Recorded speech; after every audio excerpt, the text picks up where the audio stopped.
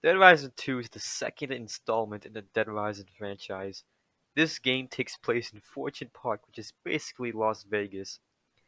Instead of playing as Frank Rest from Dead Rising 1, you play as Chuck Greene, a man just trying to make sure his daughter gets the right medicine. This game improved on a lot of factors from the first game, and it's definitely a good second game in the franchise. Dead Rising 2 is my personal favorite Dead Rising game, and today I'll be talking about why Dead Rising 2 is so awesome.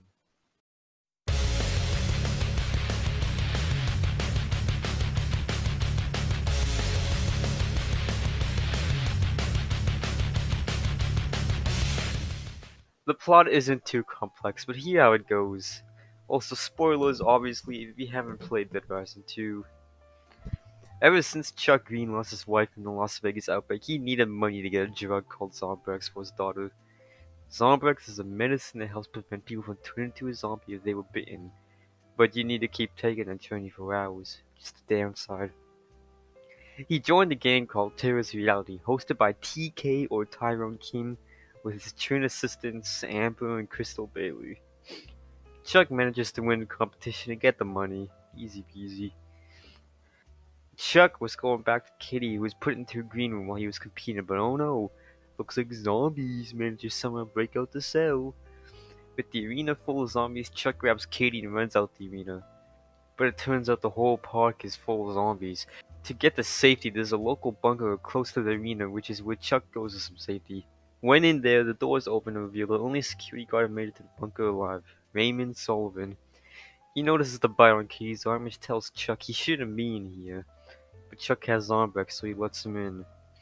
He also informs that the military extraction plan will only happen in 3 days, so they have to sit tight and wait. Turns out Chuck doesn't have any Zombrex left, so he needs to find some.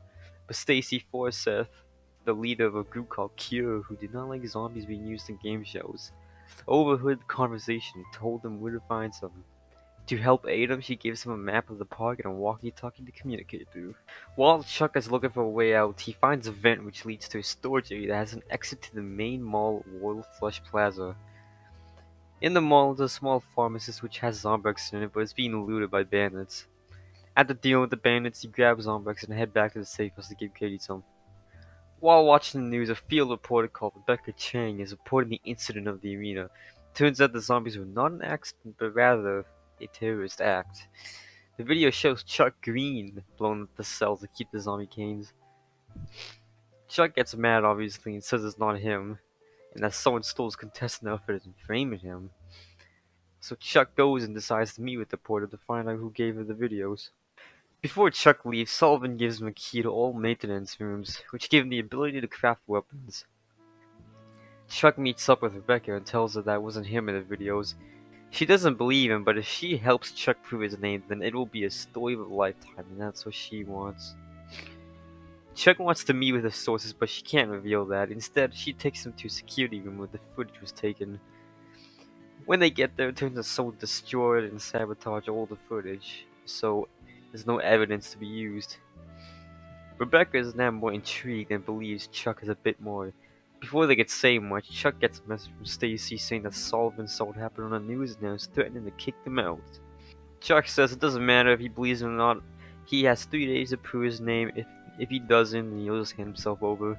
Rebecca manages to get to the bunker, which makes Sullivan change his mind and lets Chuck stay.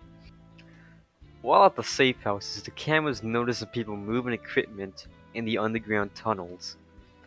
With that being the only lead so far, Chuck goes and checks it out. While he was sneaking around, Chuck notices that TK is the one moving equipment.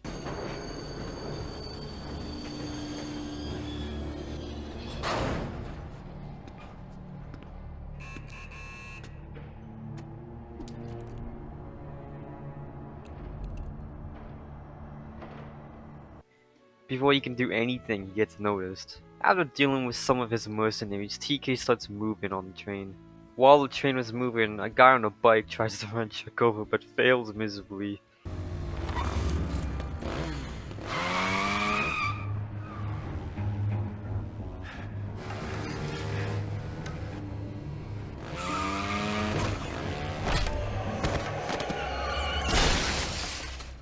Thanks for the ride. Resulted in a chase between the train and the motorcycle.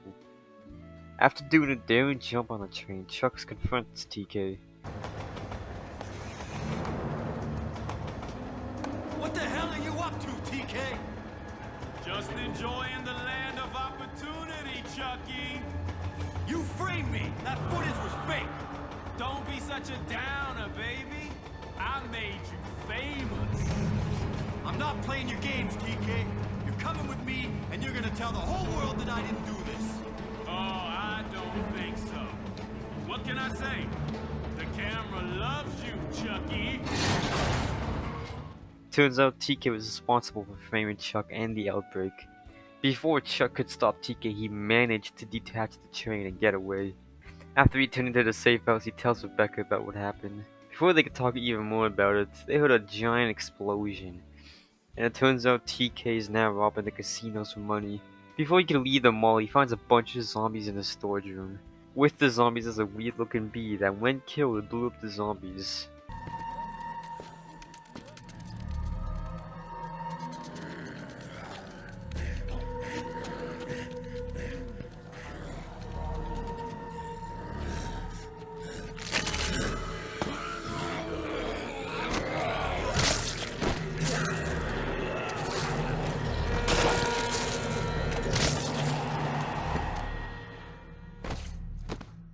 After dealing with the goons and blowing up an armored van that had a huge drill, Chuck finds Rebecca at the van. She tells Chuck that she's willing to show her sources. He agrees to see them. When Chuck meets up to see them, it turns out it's the twins that work for TK. They try to kill you, but the mad lad you are, you managed to kill one of them. Since you took down one of the twins, the other one sees no point in living and game mans herself. Rebecca overheard them talking previously, and turns out TK is going to get the last of the money and dip from the city. Since he doesn't want him to leave, they wait on the safe house rooftop and look for TK's helicopter.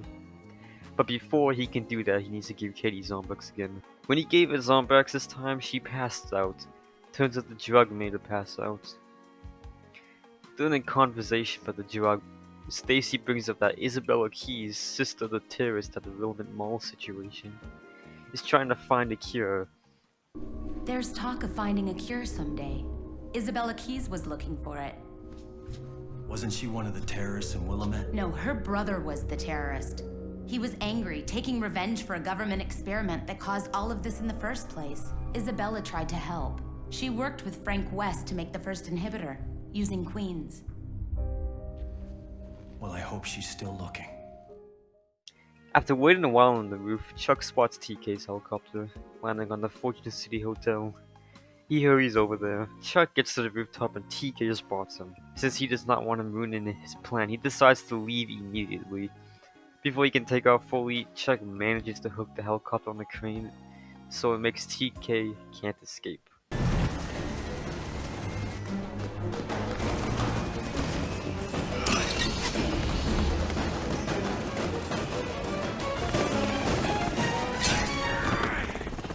After destroying the heli, TK is badly injured, so Chuck takes him back to the safe house to get more answers from him. Assault insists to kill TK, but Chuck refuses because he needs TK alive to answer some stuff. Katie gets one last zombie before rescue. After that, the military starts moving into Fortune City. They start to clean up the zombies, but green gas starts coming out the underground vents. This gas then turns the zombies to even stronger ones, and they end up killing the military. Hey, look at this waste of ammo.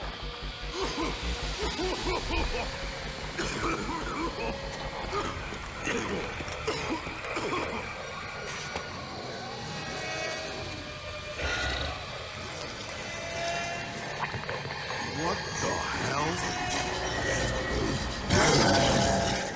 Rebecca was recording the whole thing and fled to the underground system to take shelter from zombies. Chuck goes to save Rebecca, but before he can, Sullivan says that there will be another military attempt in 24 hours, since this one failed. And if that one fails, then the government will just firebomb the city. Now everybody wait a minute. There's another part to standard operating procedure. My understanding is if there's a problem with the rescue operation, there'll be another attempt in 24 hours. If it looks like there's any survivors. What do you mean, your understanding? You knew plenty about standard operating procedure before. Hey, hold on, Missy. Wasn't supposed to happen like this. I'm the only reserve man who made it here alive. And I'm doing my damnedest. And what if that rescue fails? Huh? Everything else has gone wrong so far. Firebombing. It's the only way to get rid of them. For good. Chuck goes underground and finds Rebecca, but first he has to kill the Ranger military commander who has Rebecca captured. They return back to the safe house, only for the doors to get breached and zombies to start pouring in. After dealing with the zombies and fixing, Chuck runs into TK, who just got bitten by a zombie. See, at this point in the story, you could either give him Zombex or let him turn. If you give him Zombex, then you get a good ending. But if you don't give him Zombex, then you get the canon ending. So, it's more or less just, do you want the canon ending or do you want the good ending? The news on the TV states that a rescue team searched the safe house and found nobody alive, which is not true. So the president ordered the park to be bombed at 7 o'clock. Rebecca states that if she gets in contact with the team, they would be able to evacuate the safe house. So Chuck reviews the footage that Rebecca had and looks like the gas is coming from the underground system. So that's where he goes. When down there, he finds a spinning machine that is used to harvest the queens from the zombies they killed. The queens are the names of the weird bees we saw earlier. After blowing your way through mercenaries, you find and kill 2 scientists and take their laptop and phone to use as evidence for a way to call for help. Turns out the people behind the epic are Phenotrans, the company that makes Zombex, and not TK. The minute they discover the truth, Sullivan reveals himself as a Phenotrans agent and kills Rebecca and attempts to kill Chuck, but fails and gets away. What the hell? Looks like you finally got your story. Too bad you won't be getting that award, though. You bastard. You're on their payroll. Yeah? You were supposed to die in the outbreak, Chuck. All of you were supposed to die. But don't worry. The firebombing will fix all of that, so no one will find the bullets in your bodies. Turns out the reason why they infected the city was to harvest a massive amount of queens for more Zombex. Fortune City was a small price to pay to ensure our country's way of life, as Sullivan said. Fortune City was a small price to pay to ensure our country's way of life. You then kill him and phone with Channel 6 News to send choppers to help rescue people. When you get back to the safe house, you notice that Katie and Stacy are nowhere to be found. After looking through the safe house, you find Katie's backpack, which makes Chuck think she's dead. But it turns out TK managed to capture them and he requests Chuck to grab certain items for their release. After grabbing the items and heading to the arena, Chuck gets tased and knocked out. He wakes up dangling from the roof and notices Katie and Stacy tied up. After climbing up the rope, you confront TK. After throwing him down the arena and killing him, you rescue Katie and Stacy and you head home. You gotta be willing to risk it all if you're ever really gonna Win big?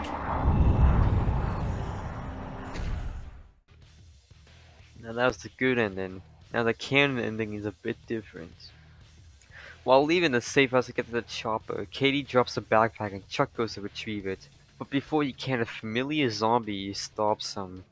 Turns out, TK turned into a zombie, and before he could fight him off, TK zombie pushes him in the elevator, which closes the doors. And makes people think he died to the zombie. The helis leave without him and he's presumed dead. The rest of the story continues in Dead Rising 2 Case Arrest, but The good ending, or the canon ending, pretty much ends on a cliffhanger. Does Chuck die, or does he not? Who knows? The characters are pretty nice, and they all have good personalities, each being all interesting to listen to and play around. They all serve a purpose for Chuck, and none of them are throwaway characters that do nothing for the plot. The man of the hour, Chuck Greene. This character is an absolute badass. In summary, Chuck is a badass dad who's trying to help his daughter Katie stay alive by getting Sandbox. But there's way more than that.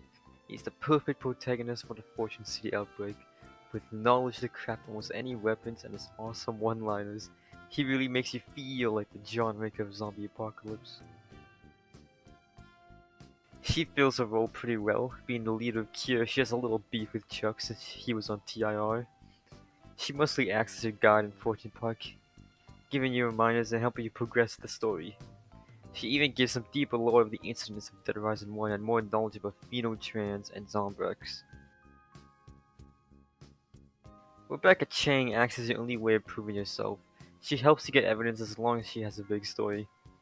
When she died, pretty much all of Chuck Greene's evidence was gone, since she was the one who saw most of it and recorded all of it. With her being almost everywhere you go, you get attached to her and end up being almost like partners in business. She helps progress the story, and without her there would not be a great way to actually help improve Chuck's name.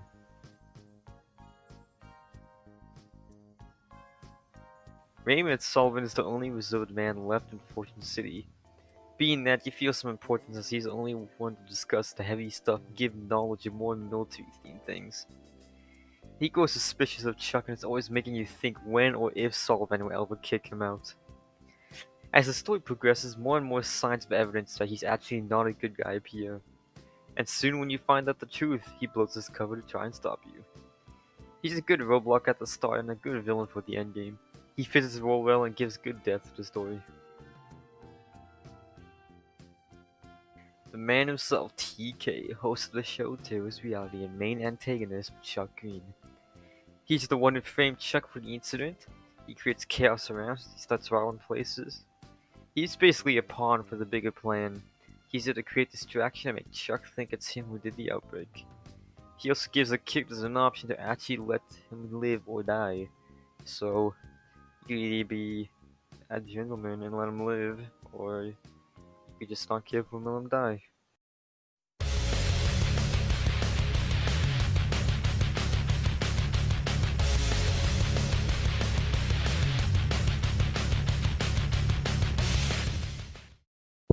What I like about the game design is that all places in the map are used. Some may be used very rarely, but it makes it feel like each place has at least a purpose. The most common place you will visit is the Wall of Flesh Plaza, which is pretty much the starting area, and the place that leads to the safe house. South Plaza or the Arena is probably the least visited places, but they serve their purpose. What I really wish the devs did was to give these places more things to do, because there's no good reasons to even go to South Plaza or the Arena since these places hold almost nothing to offer besides a few story and side missions. Also, the fact that there are 4 big casinos and a bunch of smaller ones just emphasizes the fact that Vegas is a bunch of casinos. It's also nice how the devs made time between missions to fool around and do side missions. Only one complaint is that sometimes you wait a little too long. Like in between case 4-1, the source, and 5-1, stakeout, there's a huge time gap that feels like forever, especially if you are not doing any side missions. Another thing I like is the endgame missions go by really fast. Like once you reach endgame, you pretty much have no time to chill. The missions start instantly, there's no waiting, just everything happens really fast. Plus with all the special zombies, it really makes the last bit of a game a rush. Another cool aspect of this game is that there are a few secret places which are a bit harder to get.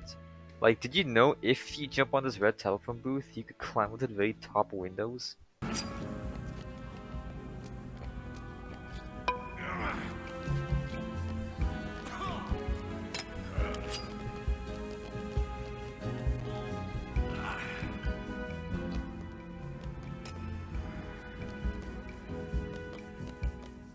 Or if you grab these lights, you can parkour your way to a small little roof.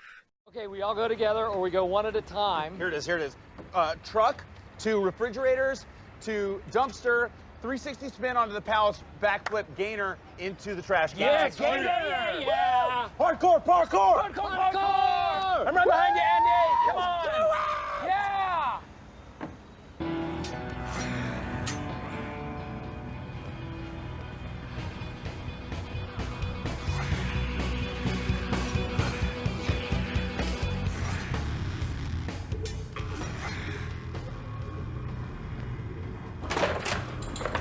Parkour!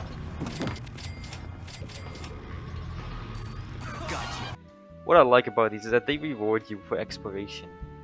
You could get like a free Sandbox from the lights, and a free sniper, and some dynamite if you are taking a risky jump. It gives the need for more exploration to find secrets. I just wish the game had a bit more of these little things. One of the best aspects of this game are the bosses. Each boss is referred to as a psychopath, since every boss except for maybe Sullivan, the Turns, and TK all have a crazy mind. Each boss is fun to fight, with some having strengths and weaknesses. A few examples of bosses with strengths and weaknesses are Slappy. An easy way to counter Slappy is to jump kick him, which will knock him off his balance and make him fall. But if you're too aggressive, he will get up and shoot you with his flamethrower and fireball gun, which will do a lot of damage to you. Another example is Dwight Boykin, the deranged military commander. He is really deadly up close with this 3 combo move, but can easily be countered if you hit him from far with a gun or some other long range weapon. Some bosses will actually get in your way if you don't deal with them. 2 examples of this are the 4 hillbilly redneck Texas shooting patriotic Americans, which will constantly snipe at you from the rooftop. And if you don't fight them, then they won't stop until the military arrives. This can really screw you over because they will also target survivors trying to be escorted to the safe house. Ted and Snowflake the Tiger is another boss that will really screw you up if you don't kill them. You fight them at the Yucatan Casino, but you can leave anytime. But when you're there, a tiger will constantly attack you unless you kill it or tame it. What I love about all the bosses is the diverse weapons they have and their attack style. While some bosses may be very bugged in their fighting style,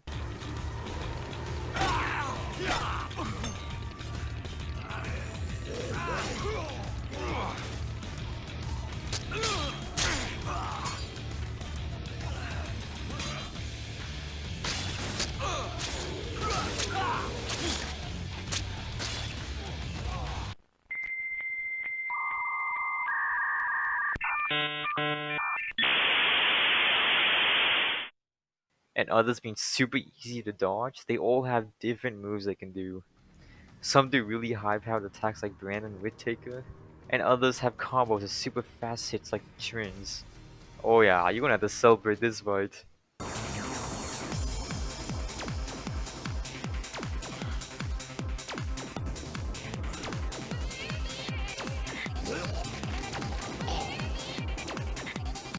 Some bosses can even be super menacing to the point where they can turn your buddy into a pile of weapons.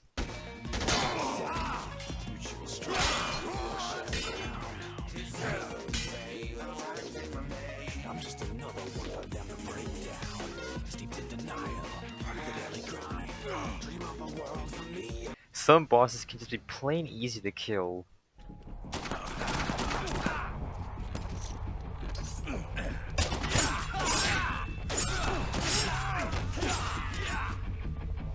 One of the more unique bosses is Sullivan. He has the ability to roll and disarm you. You also cannot hit him until you kick him to the ground to stun him. He's also on a small platform that can easily knock you off, and the plane that surrounds him also destroys the rooftop floors. So if you don't kill him fast enough, this arena gets pretty challenging. Most bosses will reward you with the weapon, and some of the weapons they give are really unique and only exclusive to the boss. I will go in further detail of this in a different category. Survivor encounters are very nice. They're not mandatory to do, but if you do them, they give you things to do while you're waiting for the next mission to start. Most survivors you say will give you a lot of experience points, which will level up Chuck faster. Some survivors actually give you some bonuses. Some will give you a combo card, while others might give you free Zombex, or even a buttload of cash. To save survivors, you usually just talk to them, but some have requirements for them to follow. You might need to give them zombies, or you might need to give them food with the hungry, or maybe escort them with a gun. These make the survivors encounters a lot less repetitive and have a bit of replayability. Some survivors even need you to either lend them or carry them to the safe house, which will lead to you unarmed and put you in more danger. Not every survivor encounter is even marked on your watch. Some may be hidden missions that you need to find on your own. Sullivan doesn't like the idea of you bringing these survivors in, because it's a high risk for one of them to be infected, but he lets it slip. Where on earth did you find them? Never mind. I don't want to know. There's still people alive out there. We can't afford to have any infected in here.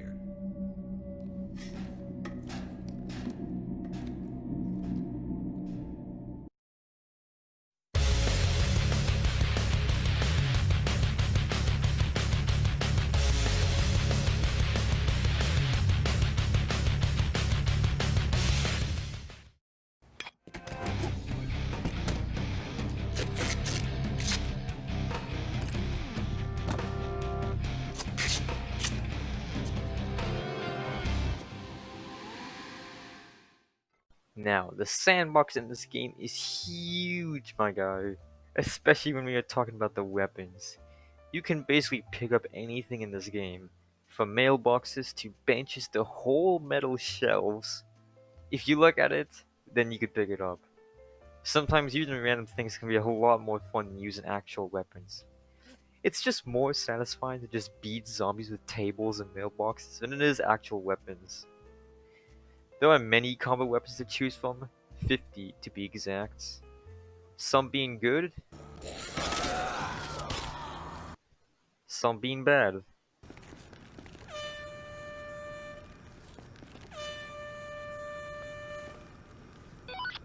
And some just straight up being a godly weapon, like the Stephen Hawking chair with guns on it.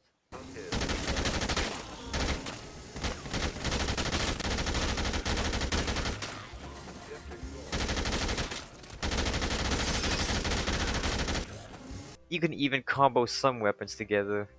There's a total of 50 available weapon combos with a whole bunch more base weapons. While each combo is fun to use, in the later endgame you'll just end up using the best ones, like the knife glove with the defibrillator, which is some of the very best weapons in this game. Some weapons are even unique to the prospective boss only. For example, you get 2 katanas with defeating the Trins, or the 2 magicians which give you a unique rocket launcher and sword. These items are usually very OP, especially against zombies, and super fun to use. Every weapon is just so fun and satisfying to use. It's over, Anakin! I have the high ground! You underestimate my power!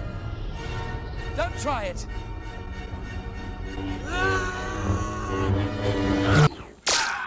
Ow! Careful!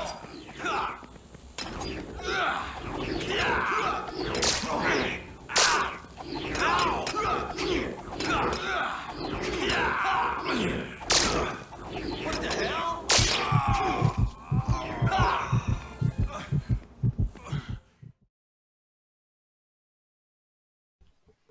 This game has a few forms of transport, be it a whole sports car to just rolling a dumpster that makes you go faster. Vehicles provide a really good small advantage over normal gameplay. It makes some missions easier and it makes traveling faster. Each vehicle has a form of immunity from zombies where you won't get hit as long as you keep moving. Some vehicles like the SUV are more ideal to use than a skateboard. Once you defeat the boss Leon Bell, you unlock his trailer which lets you combine a few weapons on a motorbike, like chainsaws, LMGs, and a rabbit plushie. The 3 vehicles, sports car, chopper, and SUV all require money to buy the keys from the pawn shop. The keys prices range from a whopping 500k to 2 million. Or, if you're feeling simple, instead of riding the fancy, you can hop on the best bike in the game.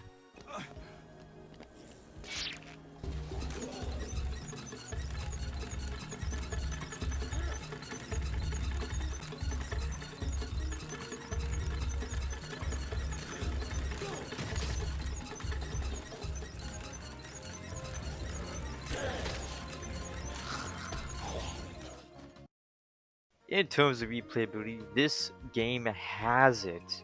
On your first playthrough, you probably haven't discovered much. There's still plenty of secrets, weapon combos, vehicle combos. There's a lot to do. You can even try to get all the survivors or go for a new zombie kill record. There's just something so satisfying about just booting up the game, sitting back after a hard day at work, and just killing zombies. If you really want, you could even just purposely fail the story so you have just 3 in-game days to just do whatever you want. There's just so much you can do in this game. There's also plenty of little mini games you could play. If you want, you could gamble your money away.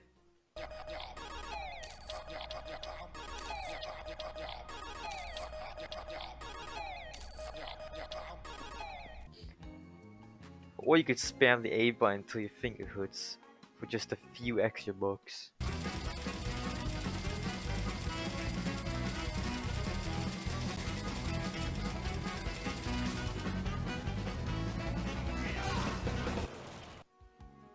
There's some easy ways to earn money from these games. Like, you can win 20k by just getting at least one hole in one of these golf games. Or if you get a bunch of gambling boosters, you can win like $1 million in less than 10 minutes using this machine.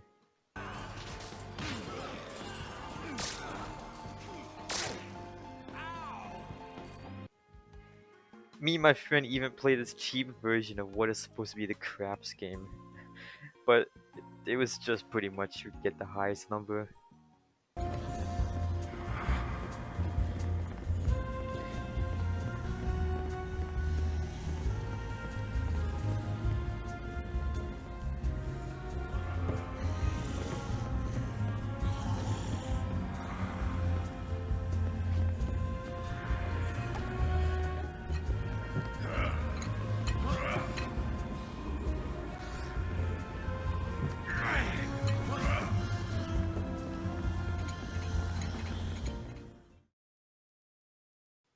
In conclusion, besides from some of the major crash bugs, Dead Rising 2 is definitely a must-buy if you have the money. I hope you guys really enjoyed this video. It took me a while, but I am proud of this. I had lots of fun playing this game with my buddy. Make sure you give my pal Ninjaja117 a follow since he helped me with the gameplay. His links will all be in the description. I know I got a few things to work out on the future videos, like a more expressive and clearer speaking voice, but that's something that improves over time. Also, I want to give a thanks to The Act Man, since he was my biggest inspiration to make a video like this. Because as you will notice, there's a few things in this video that kind of resemble how he makes his. He's just a good inspiration to me, and I like his content. His channel will be in the description. Make sure you give his channel a follow. Make sure you give this video a like and maybe consider hitting that subscribe button. It's all the support just helps me and makes me even more inspired to put out more content. Well, thanks for watching, y'all. Hope you enjoyed the video. Peace out, my guy.